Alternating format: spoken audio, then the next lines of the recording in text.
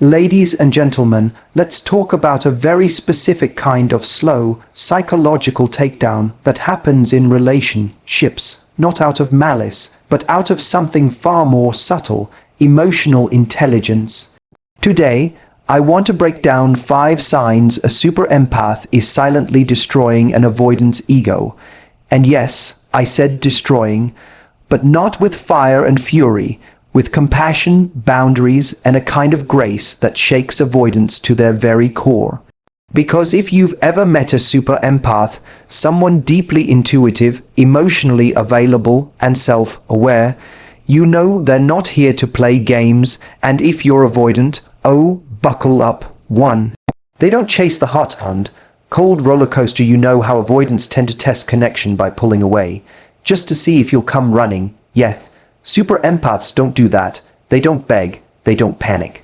They notice the pullback and calmly step back too, and this terrifies the avoidant. Why? Because the power dynamic they're used to, gone. Suddenly, they're the one wondering, wait, why aren't they texting me first? Why do I miss them? See, a super empath knows their worth.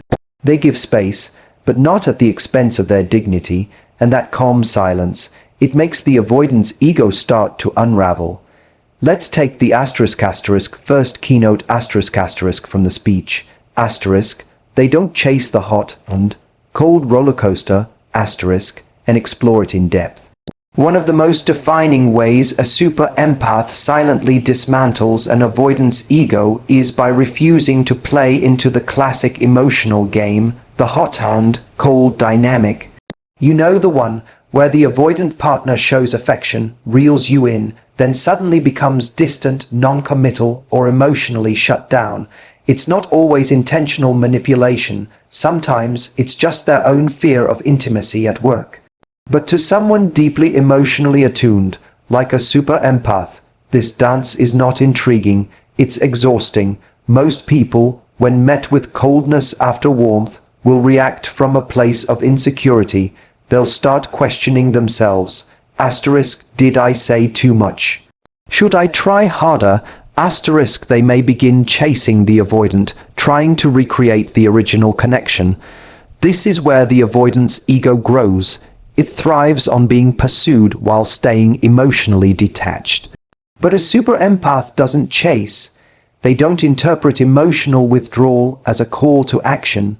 Instead, they interpret it as a red flag or a signal that something in the dynamic is off. Rather than push forward, they pull back, with grace, not punishment. This doesn't come from a place of indifference or game playing.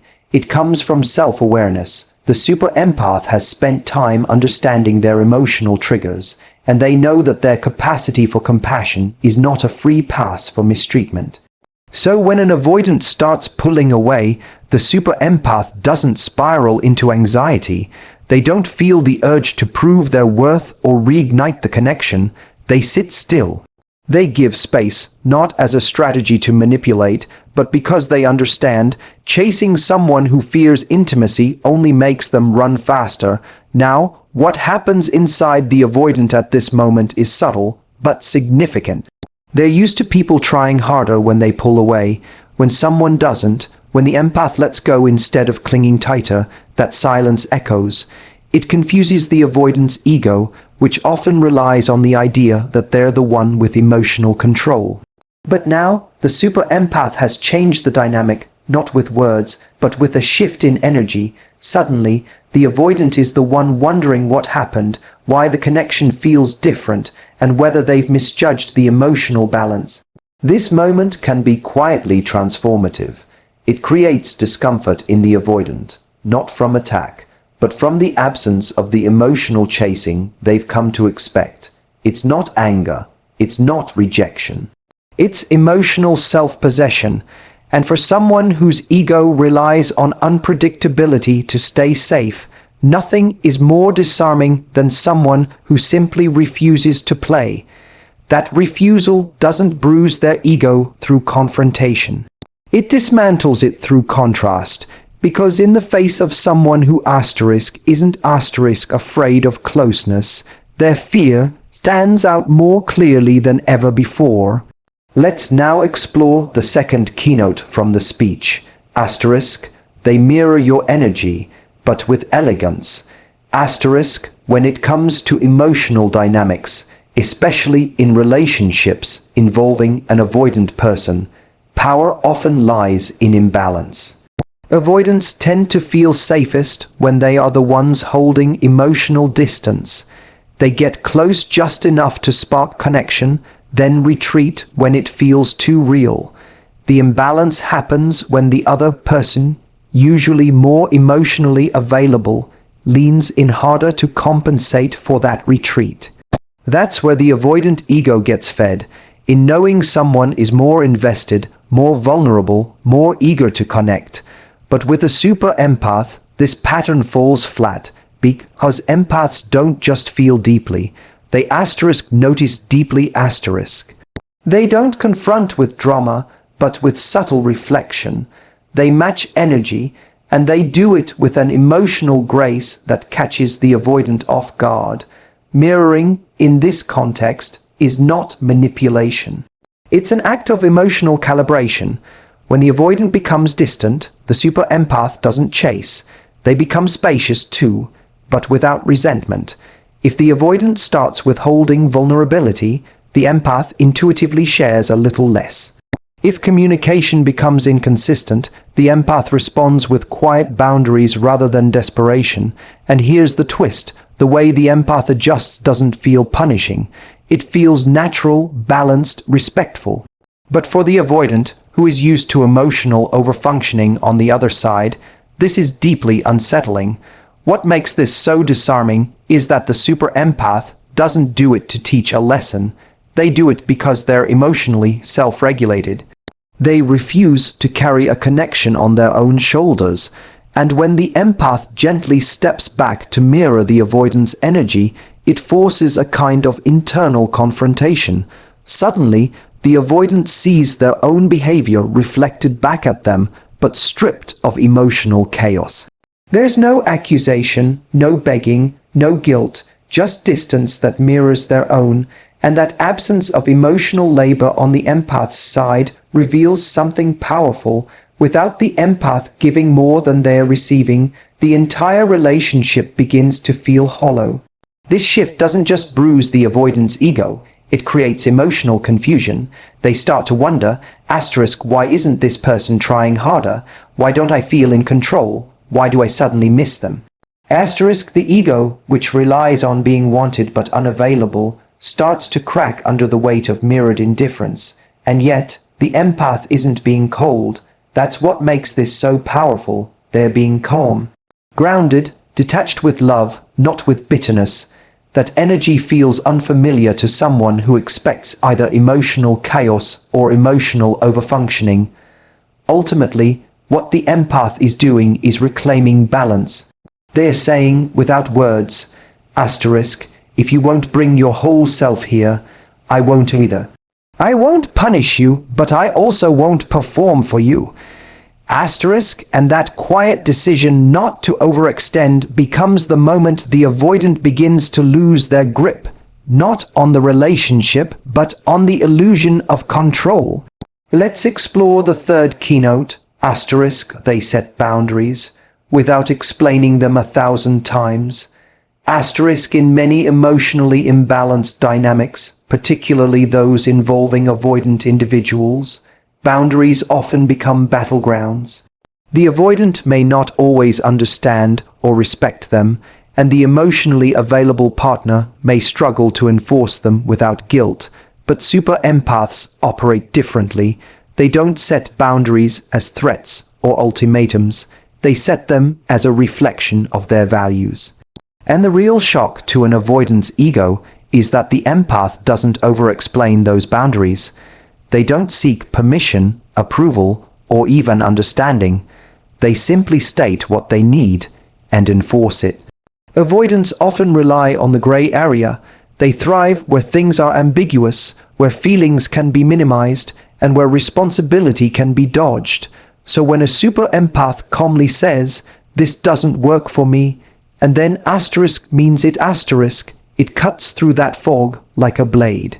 There's no dramatic pause, No long emotional monologue, no pleading for change, just a line drawn in quiet, unshakable self-respect.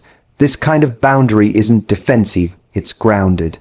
And what truly unsettles the avoidant is that the empath doesn't collapse into emotional reactivity when the boundary is tested. They don't double back and soften the line to maintain connection. Instead, they hold it. Even when it's uncomfortable, even when it means stepping away.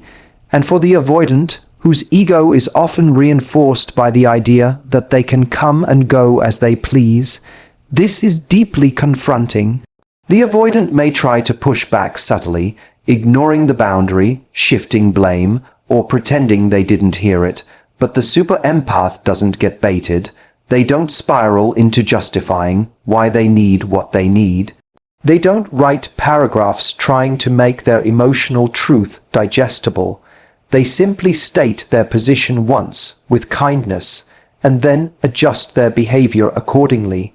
If an avoidant disappears for days with no communication, the empath doesn't chase. They acknowledge the silence, adjust their expectations, and move on with dignity. If the avoidant dismisses their emotional needs, the empath doesn't debate. They disengage. This calm refusal to negotiate their worth is what silently unravels the avoidant's ego.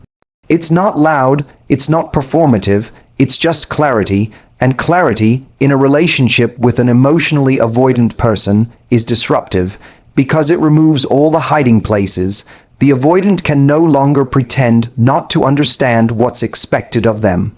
The empath has made it clear and left the rest up to them. At its core, this keynote reveals something essential about super empaths. They've learned that protecting their peace is more important than preserving someone else's comfort. They're not interested in controlling others. They're simply committed to not abandoning themselves.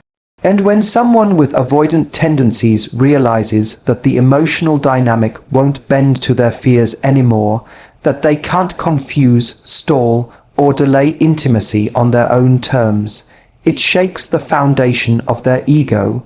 Not through conflict, but through quiet, unwavering self-respect. Let's dive into the fourth keynote, asterisk.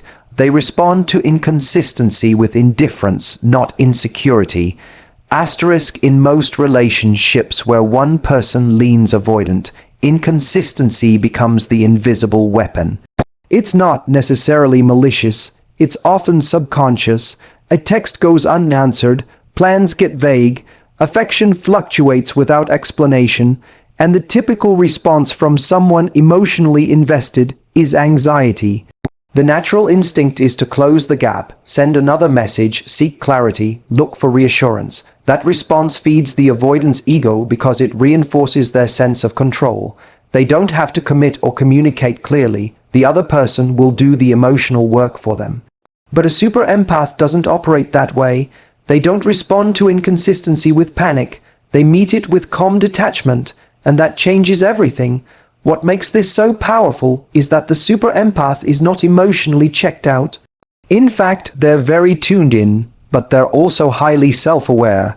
They recognize when someone's inconsistency is triggering their old patterns of overgiving or over-explaining, and they refuse to go there. Instead of reacting to the silence or confusion with fear, they take a breath and pull back their energy, not out of spite, not as a test, but as a quiet reminder to themselves. Asterisk, I don't chase clarity where there's deliberate confusion. Asterisk, this kind of indifference is not coldness. It's emotional maturity. The super empath knows that real connection doesn't require guessing games. So when someone starts offering unpredictable affection or ambiguous intentions, the empath doesn't try to decode it. They simply let it be. They don't beg for more. They don't try to force alignment. They observe the pattern, and they adjust. Their lack of urgency sends a powerful, unspoken message. Asterisk, if you don't know what you want, I won't decide for you. Asterisk, for the avoidant, this response is deeply unsettling. They're used to inconsistency creating attachment. used to distance generating pursuit, but here it creates space, silence, stillness, and that stillness echoes in the ego. Suddenly, they're no longer in control of the emotional pacing. The person they expected to cling is simply unbothered, maybe even moving on, and that cracks the illusion that they're the one always being desired, never desiring. The truth is, super empaths have learned that emotional inconsistency is a form of communication. When someone keeps pulling back or confusing the connection, the empath doesn't fill in the blanks. They let those blanks remain empty. That refusal to overinterpret or chase turns the tables. The avoidant is left to sit with the effects of their own ambiguity, and for many, that's the first time they actually feel the weight of it. What this keynote really reveals is a quiet reversal of emotional power. The empath doesn't need to control the situation. Their calm indifference is not an act. It's a choice rooted in self-worth. They know inconsistency isn't a mystery to be solved. It's often a red flag waving clearly. And when they stop reacting to it with insecurity, they stop fueling the avoidance ego. One silent, grounded choice at a time,